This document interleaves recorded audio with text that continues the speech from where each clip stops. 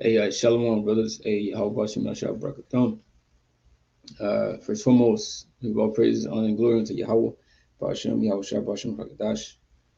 Uh, Double honor to the apostles and elders of the great millstone, peace and salutation to the Achaeon, you know, to the elect, right, that are scattered across the four corners of this earth, pushing his truth and faith and sincerity. I'm the brother Shamala from the GMS Houston camp. And this lesson will be going into Isaiah, the 34th chapter. Right? Try to get through it. Of course, precepts might come, right? But you know, I plan on going through the whole chapter, right? Because it's not that long, about 16 verses long. So yeah, that's the idea. But we'll see where it goes. All right, so let me see if I can share that up.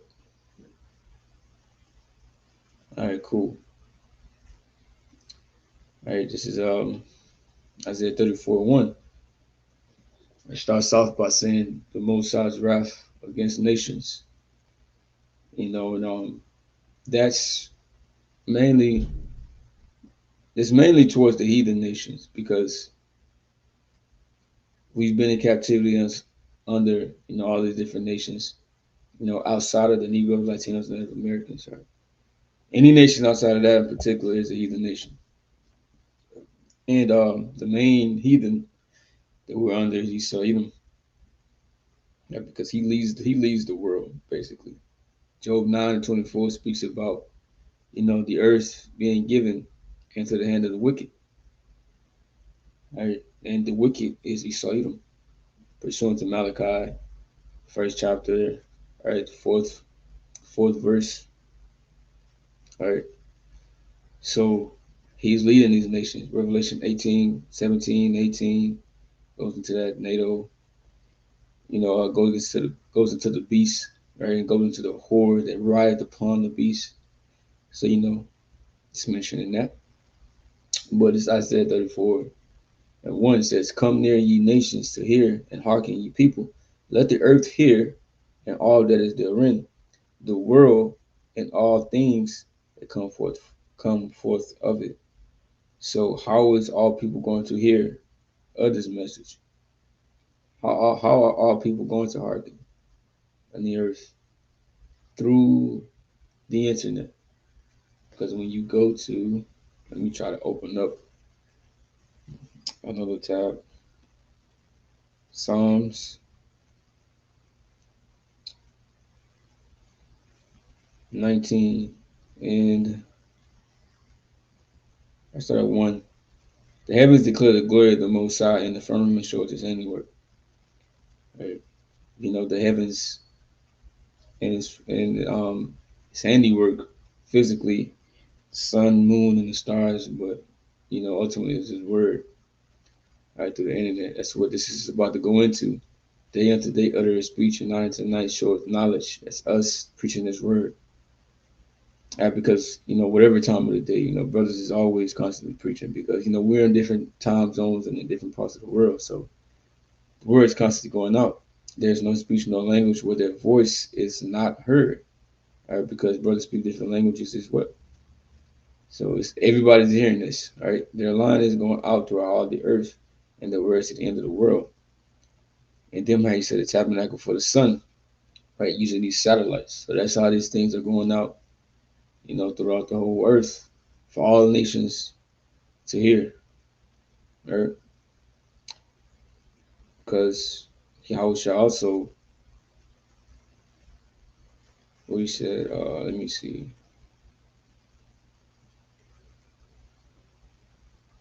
Matthew 28:19, "Go ye therefore and teach all nations, baptizing them in the name of the Father and of the Son and of the Holy Spirit." And this is talking about the Israelites amongst these nations. All right. But how are we going to do this still? Because, we over here, well, I'm located in Houston, Texas. All right. But how would this word or this gospel reach into the other parts of the world to teach all these Israelites that are scattered amongst the different nations by using the internet? So that's how the nations will hear as well, because we're preaching salvation for our people and destruction and the downfall of the kingdom of the different nations. It says, verse 2, Isaiah 34 and 2, for the indignation of Yahweh is upon all nations, and his fury upon all their armies. It says, he had utterly destroyed them, he had delivered them to the slaughter, right? So indignation, goes into righteous anger. Right? Strong's H7110 Quatazap. Right? Quatazap. Quatazap, right? And that's the final part. Just in case you don't know, any of the Hebrew. Right? But it says wrath, anger of the Most High, right? From indignation, sword, wrath. Let's look it up and see what it says. Indignation, anger, or annoyance provoked by what is perceived as unfair treatment. Right? And who is receiving unfair treatment? The Israelites. Because we're on the bottom. So basically, indignation is basically justified anger. So this is justified anger from the Lord is going to be upon these different nations and their armies. The Lord said, the mighty men shall cry bitterly. And also, when you go into Second Ezra, the 13th chapter, which that's an idea for the next lesson, the water, Yahweh Shem Shai. But, Second Ezra 13th chapter, when Yahweh Shai is basically going against these different nations, right? To destroy them. And it said that basically they're not going to want to fight, but the Most High is going to make them fight. That could be my very next lesson. I just really want to focus because it'll be too long, right? Jumping between, all those precepts and all them chapters. So I'm gonna get through this, and I'm low willing. I should be able to do that next. And it says, "Their slain also shall be cast out, and their stink shall come up out of their carcasses, and the mountains shall be melted with their blood, and all the hosts of heaven shall be dissolved, and the heavens shall be rolled together as a scroll." Know what it's talking about? The heavens being rolled together as a scroll, right? Let me try to, let's see.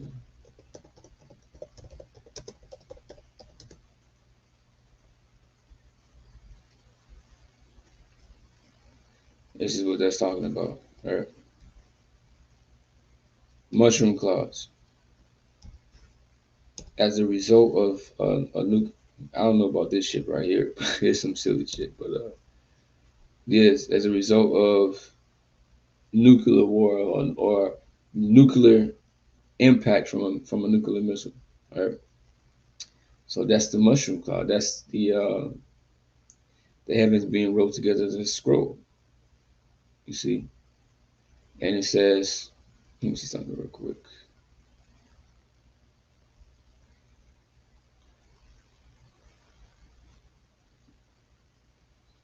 It says, "And all the hosts of heaven shall be dissolved," right? Because when these missiles get shot off, get shot off, these things are going to cover the skies, right?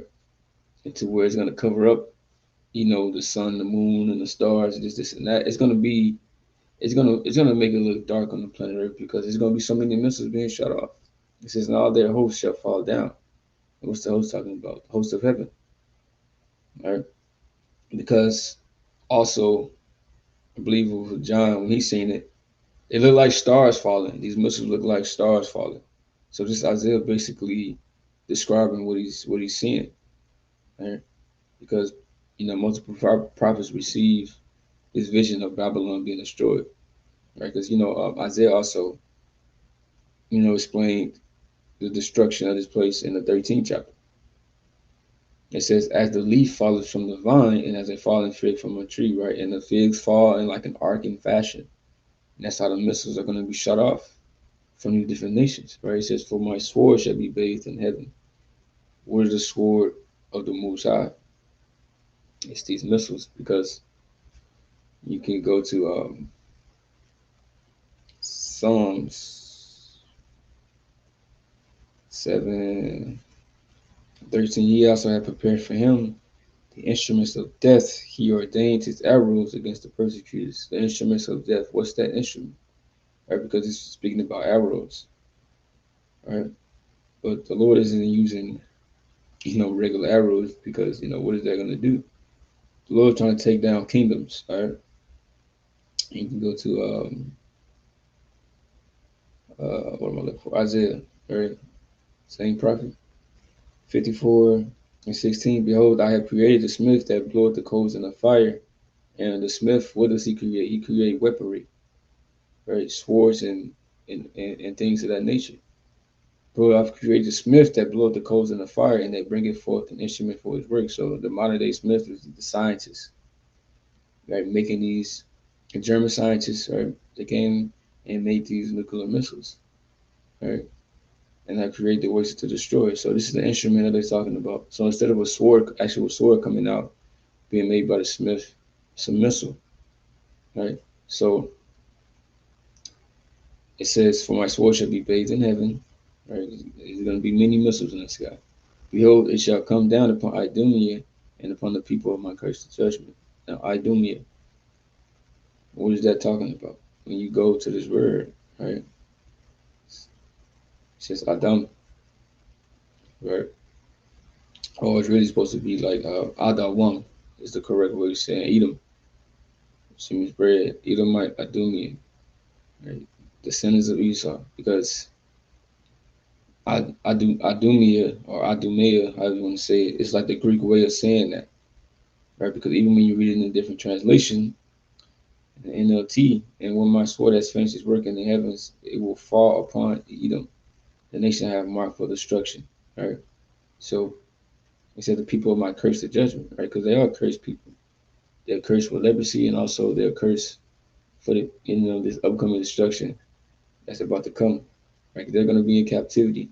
They're going to be slaves, right, in our kingdom, right? So that's the judgment that they will get. It says the sword of Yahweh is filled with blood and is made with fatness, and with the blood of lambs and goats, and with the fats of kidneys of rams. For Yahweh had a sacrifice in Basra, and a great slaughter in the land of Idumea. And Basra is a chief city, basically one of the important cities, and like a capital of Edom. So the Lord said he had a sacrifice, and he's using these lambs and these basically sacrificial animals. Say that he had a sacrifice in the land. Now he's not talking about you know actual animals.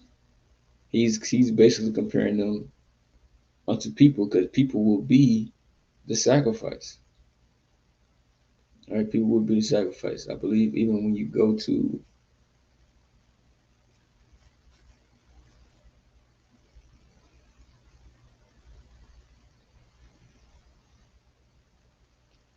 Revelation 19:17, I saw an angel standing in the sun. He cried with a loud voice, saying to all the fowls that fly in the midst of heaven, come and gather yourselves together unto the supper of the great power. What's this supper?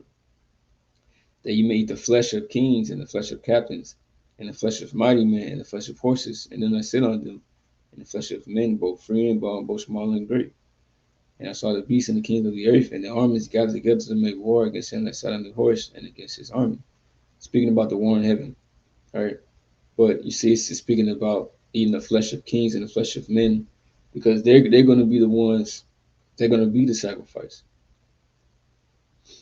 all right? And also, over here in America, all right? Because, like I said, 2 13, Yahweh Shai is gonna slaughter.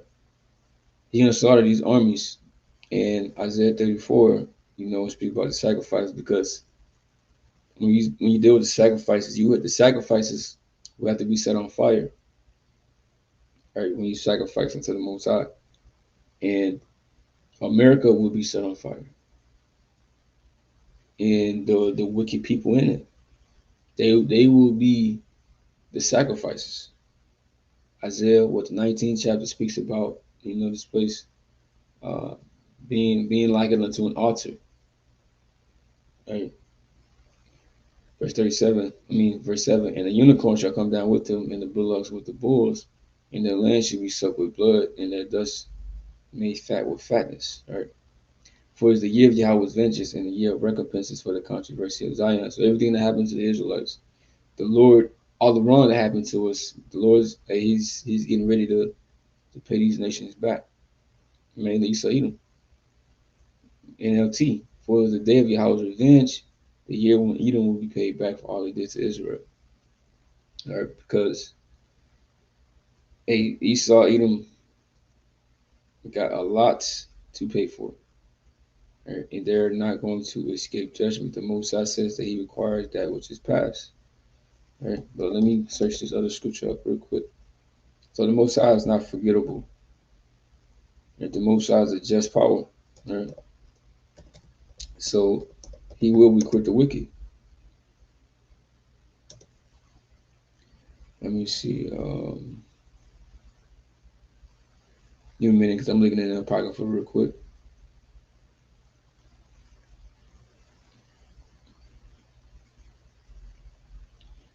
All right, this is Second Esdras 15:21. Like as they do yet this day unto my chosen, so will I do also in recompense in that bosom, that said Yahweh. So who are the chosen?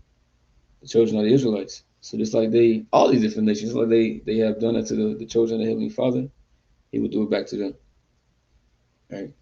But so Edom going to get double. Right? So for the day of Yahweh's vengeance and the year of recompenses for the controversy of Zion.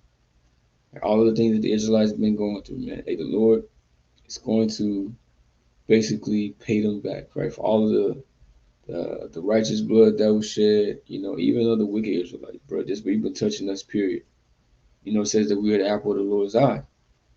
Right? So you got to pay for that. It says, in the strings thereof shall be turned into pitch, and the dust thereof into brimstone, and the land thereof shall become burning pitch. I mean, you go into pitch, right?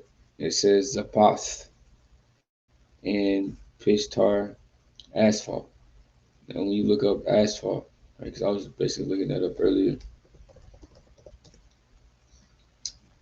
Let's see.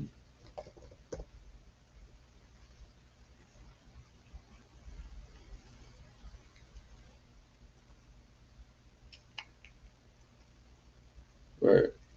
Let me share it. It's like asphalt right here. So this is basically the result of something being burned. A fire is gonna turn America, into basically fucking ashes, right? All of these buildings, everything is gonna be fucking burnt up because of nuclear fire. Say that the land shall become burning pitch, and it's gonna burn. It's gonna burn for a minute, and then eventually the fire is gonna go out, right? And then that's when you're gonna have these desert-like creatures that's gonna dwell here. That's what it's about to go into.